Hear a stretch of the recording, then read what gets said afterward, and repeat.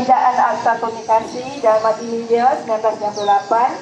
Assalamualaikum dan salam Malaysia Madani. Kerajaan telah membentangkan cadangan Pindaan Akta Komunikasi dan Multimedia 1998 atau Akta 588 dengan 3 kategori cadangan utama, iaitu pembangunan industri, keselamatan rangkaian dan penggunaan media baru. Pindaan ini merupakan usaha menambahbaikan kepada akta sedia ada dan salah satu tindakan tegas serta proaktif kerajaan bagi membentras aktiviti jenayah dalam talian untuk menjadikan internet sebagai platform yang lebih selamat.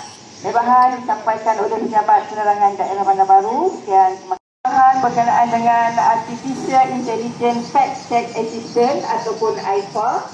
Assalamualaikum dan salam Malaysia Madani. Anda ingin menyemak kesahihan sesuatu berita?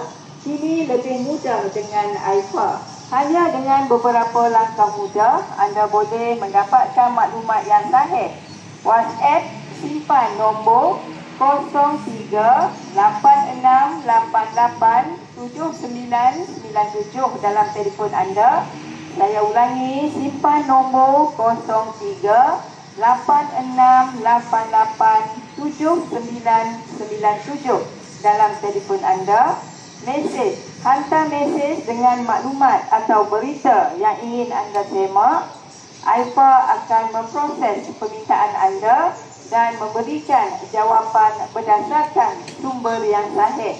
Anda juga boleh melayari sebenarnya.my untuk melihat laporan berita palsu terkini.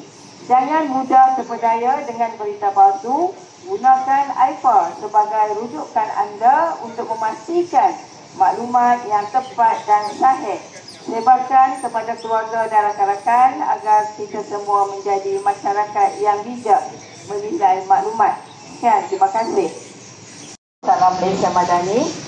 Tuan-tuan dan puan, kami daripada Pejabat Penerangan Daerah Bandar Baru ingin membuat perkongsian dengan tuan-tuan dan puan sekalian berkenaan dengan hebahan beberapa info semasa.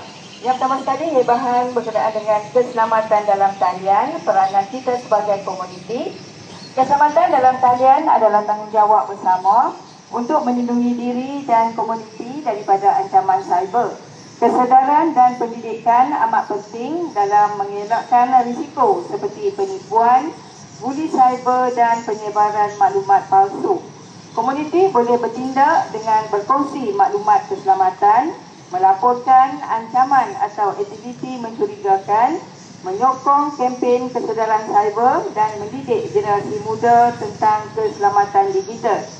Segera laporkan sebarang kejadian berkaitan keselamatan cyber kepada pihak berkuasa seperti Suruhanjaya Komunikasi dan Multimedia Malaysia (MCMC) atau hubungi talian hotline 997 Pusat Respons Kem Kebangsaan.